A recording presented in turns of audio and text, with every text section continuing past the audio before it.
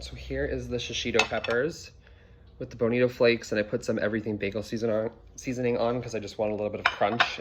And because I have it, I'm gonna eat some of these with some of this kimchi from Pigeon Cove Ferments. And I should take a bite of that first because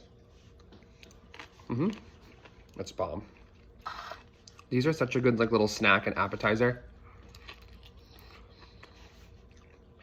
And when they're like charred and blistered like this, it's the best.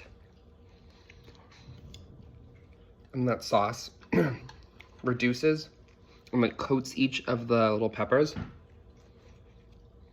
They're like flavor bombs, honestly. So simple to make. Just get your pan really hot.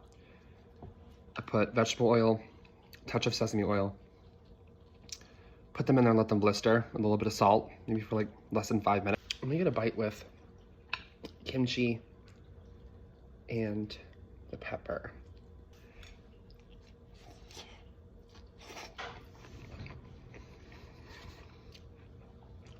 So bomb.